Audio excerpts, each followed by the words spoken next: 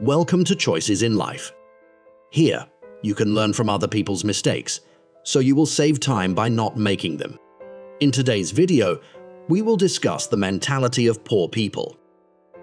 If you enjoy the content, please subscribe, like, and share it with your friends.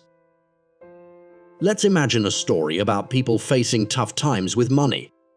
Each person has their own way of thinking, and there's no one-size-fits-all way that all poor people think. But there are common themes we can explore. Here are some simple ideas that might shape the thoughts of someone dealing with money struggles. Imagine a main character. Let's call them the survivor.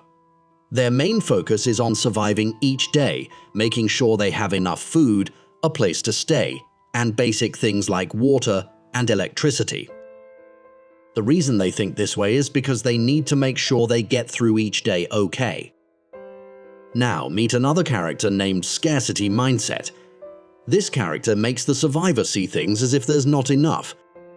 Because the survivor doesn't have a lot of money, they start to believe that there's not enough of what they need, and this affects the choices they make. Then there's the budget planner. The survivor is always thinking about their money and making sure they don't spend too much. They plan carefully to get the most out of the money they have. In the community where the survivor lives, there's a character called Social Comparator. This character makes the survivor look at how much money others have. Sometimes this makes the survivor feel like they don't have as much, but it can also make them feel grateful for the good things they do have. The survivor also has to deal with Stigma Navigator. This character makes the survivor aware of what other people might think about them because they don't have a lot of money. So, the survivor makes choices to avoid people thinking negatively about them. As the survivor goes through their story, they have to balance between taking care of their needs now and planning for a better future. This is the balancer. The survivor wants to make sure they have what they need today while also making plans for a more stable life in the future. In tough times, the survivor becomes resourceful and adaptive. This means they find creative ways to solve problems and adapt to changes. It's like being smart and figuring things out even when times are hard. There's also the risk avoider in the story. The survivor doesn't want to take big risks that could make their money problems worse. They make careful choices to avoid making things even harder for themselves. In this story, it's important to remember that everyone is different. Each character has their own background, experiences, and way of thinking. The way people think about money is shaped by lots of things, like how strong they are, the culture they come from, and the support they get from others. Understanding this helps us be kind and find good ways to help people facing money challenges. Why is it so hard to break the poor lifestyle pattern? Overcoming the persistent pattern of poverty proves to be a formidable challenge due to a convergence of interconnected factors. The complexity arises from a combination of systemic, economic, social, and personal elements, each contributing to the difficulty of breaking the cycle of an impoverished lifestyle. One primary obstacle is the limited access to opportunities faced by individuals in poverty.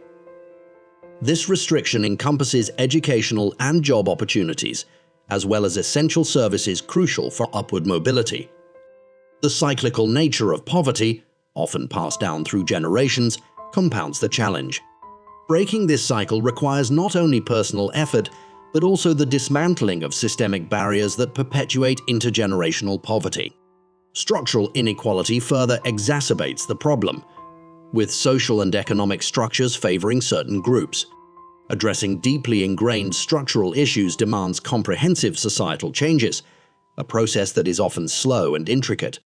The lack of financial resources poses another significant hindrance, making it difficult for individuals to invest in education, healthcare, and other tools essential for escaping the confines of poverty. Psychologically, the impact of persistent poverty can lead to feelings of hopelessness or low self-efficacy. Overcoming this psychological barrier is crucial for individuals to believe in their capacity for change and improvement. Limited social capital, educational disparities, health challenges resulting from inadequate access to healthcare, and policy issues that perpetuate inequality further contribute to the challenge of breaking the cycle. Additionally, stigma and discrimination against the poor can limit opportunities, hindering their ability to access the support necessary for breaking free from the cycle. It is evident that addressing the multifaceted challenges associated with poverty requires a comprehensive approach that involves both individual and systemic changes. This includes investing in education, creating equal opportunities, advocating for policy reform, and fostering a societal commitment to dismantling structural inequalities. Poor mentality is taught by the family to the next generations. Picture a family, each member entwined in the daily dance of survival, where every decision and belief is part of an unspoken story passed down from one generation to the next. This is the tale of how a poor family unintentionally teaches a poverty mentality to its children. In this family narrative, the first chapter unfolds with limited resources and financial struggles. The parents, burdened by the weight of making ends meet, inadvertently communicate a mindset shaped by scarcity. Every budget constraint, every delayed dream, becomes a lesson etched in the minds of the young ones. The characters in this story, the children, watch and absorb. They witness the struggle for basic needs, the sacrifices made, and the aspirations placed on hold. The family becomes a living textbook, teaching not just how to survive, but how to view the world through a lens of constraint. As the story progresses, the community becomes another character in the tale. The neighborhood, grappling with similar economic challenges, reinforces the family's narrative. Conversations revolve around limitations, opportunities seem like distant stars, and the children grow up surrounded by a chorus of stories echoing financial struggles. The storyline deepens with each generation.